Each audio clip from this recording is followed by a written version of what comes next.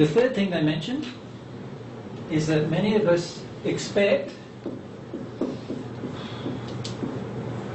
spiritual development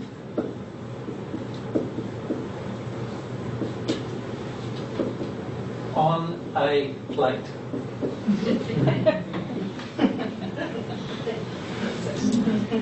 What do you think they mean by that? They did explain what they mean, but what do you think they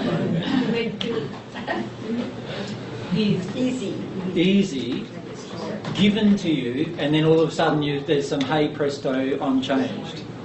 Right? That's what many of us expect, right? We expect spiritual development to be just on a plate given to us without there being any real need for any personal change, any personal effort to be involved in the change.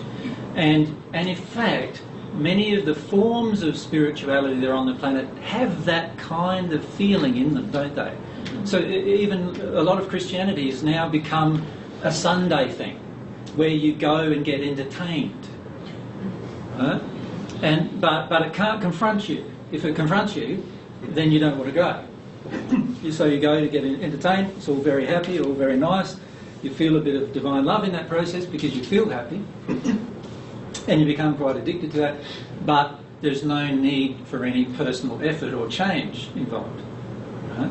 A lot of New Age development is very, very similar. New Age spirituality is very similar. It basically says that you can have instant change. Many people now, we notice this was particularly the case when we were in England, many of the people we met in England were almost completely overcloaked by spirits. About 45% of our audience were overcloaked by spirits permanently in their life. Every single day of their life is run by another spirit.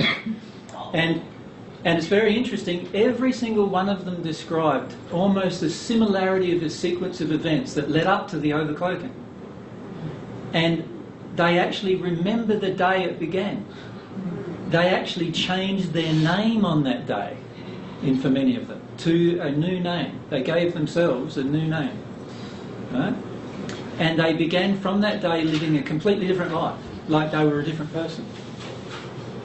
And there is this general acceptance in New Age theology that that's a good thing. Does that make sense? This instant change, that's a good thing. Character, which is the way God wants us to change, by developing our character, our nature, into more love, takes time to change. So this whole idea that change can be instant is a very, very flawed idea, flawed concept from the beginning. Change cannot be instant. We need to, and change requires some effort. It's not something that somebody can just give to us. So oftentimes what we finish up doing is we go along and listen. You know, we like our ears being tickled, as the saying goes, right?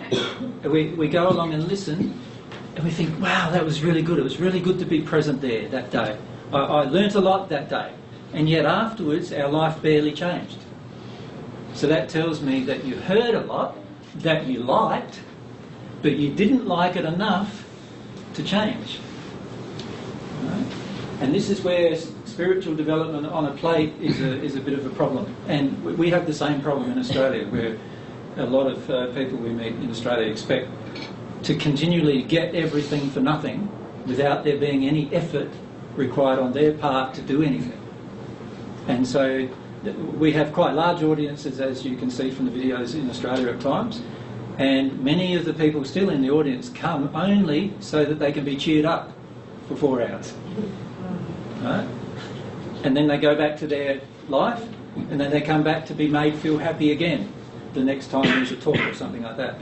Now that is not helpful for spiritual development. True spiritual development requires a character change inside of us. It requires some kind of change that occurs inside of us, not something that we can just go along to examine externally without there being any life-changing thing happen to us internally.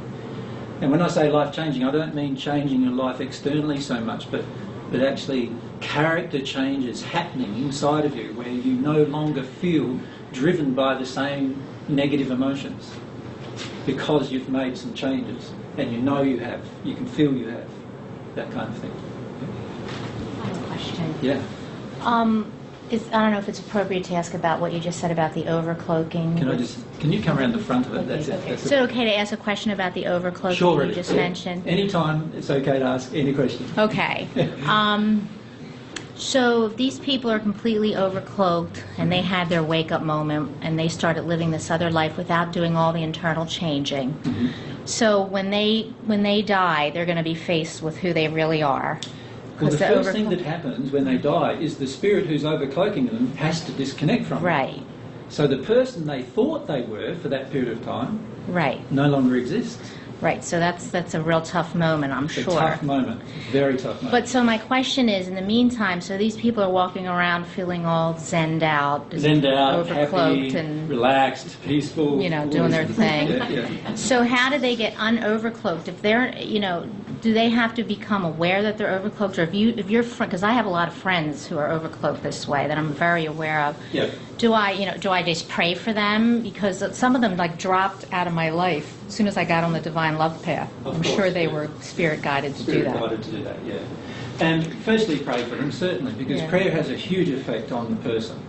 Mm-hmm. Secondly, the only way they can really release the overcloaking themselves is for them to look at their addictions.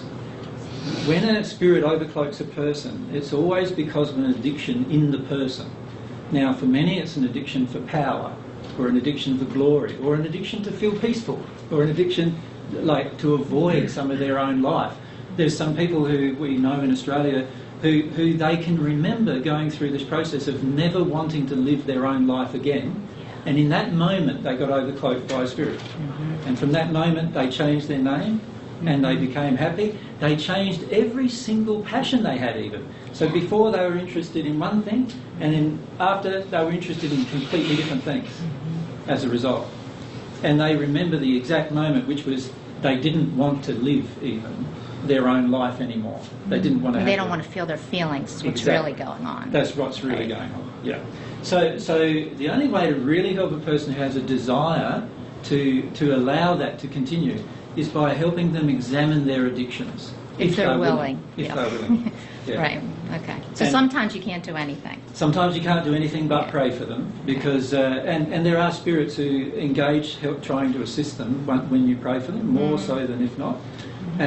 But unfortunately, unless they're willing, it's very hard for even those spirits to actually help the person. So if somebody, I'm a healer and a channel, and if somebody came to me for a session and I saw that they were totally overcloaked, which happens plenty of times. I bet, yep. But they don't know anything about spirit attachment and overcloaking, and I am very strongly feeling I can't just sort of put that on the plate. Am I just going to try to nudge them into the direction of feeling their emotion and hoping that that helps them too? Truth is the most powerful force aside from love. So my suggestion would be to tell them the truth. Oh, okay. If you just can put it out there. You just tell them exactly the truth, but give them as much information as you possibly can. Okay. So the truth is, I don't know if I can help you very much because you at the moment are overcloaked by this spirit that I can see. Okay. Now this spirit, and tell them a bit about the spirit, the personality of spirit, what you observe, their age, or any other thing, any other details that you know, and just say, now, inside of you, then something must have happened for you to have a very close association with this spirit. Yes. And just be honest with them. Okay. And let the truth do its work. Now, it's for some people that when the truth hits them, they get angry. Right, so that's okay. So I have to move my fear in terms of their reaction. Yes, your fear of saying the truth. Because I can feel that they're not going to like what I say, and so then I get paralyzed in myself. Can I suggest to you, though, it's mostly the spirit who is not going to like what you I know. You're right, totally, I get that. So what your fear is of spirits who are angry. That's right. And you're afraid of them and what they might do to you in your life, right? I am, actually, now that you mention it. So what do I do about that part? Well, that causes you then to withhold the truth from the person. That's right. Yeah. So what I would do if I was feeling that same thing is I'd allow myself to just sit down and go, okay, I'm afraid of angry spirits. What I need to do is feel why I'm so afraid of angry spirits. What inside of me causes me to feel really worried when there's angry spirits around. Okay. So when a person comes in who's overcloaked, what you're often feeling is that the Spirit's coming in and say, yeah, I'm going to let them go and do the healing, but don't that healer say anything about me being with them. That's right. And I can actually feel that happen because I'll forget for a second. Exactly. Yeah. I'll be like, what was I going to say? You know, just have a blank moment. And that's your fear of what they are threatening you with. Okay. Does that make sense? What the Spirit is threatening you with. Yes. Oh, thank you. This is really helpful. So a lot of the time, the person is coming to a healer because they want to change. Right. Right? So you need to allow yourself to understand that initially. Like, they're coming to me because they want to know the truth. They want to, if they didn't want to know the truth, they'd be sent to a different healer who wouldn't tell them the truth. Right. Does that make sense? Yes. The reality is the Spirit would be guiding a lot of the interaction. If the person really wanted to know the truth, the Spirit can't prevent them from knowing the truth. And the person, through their soul condition, will be drawing themselves to you. They'll be pulled to you as the healer. So embrace that process. Okay, they're with me because they must want to know the truth. Just assume they must want to know the truth, the person. The Spirit, the feeling you're getting from the Spirit is, don't you tell them the truth, otherwise, and there's some blackmail and threats and bribery in that. And what I would do is I'd address what they can bribe or blackmail within me that prevents me from saying the truth. Yep. Thank you so much. That's really helpful. There's a lot you can do to help people who come to you by just being honest. Yeah, I'm going to really do that. Yeah, that's good. Okay. That's good.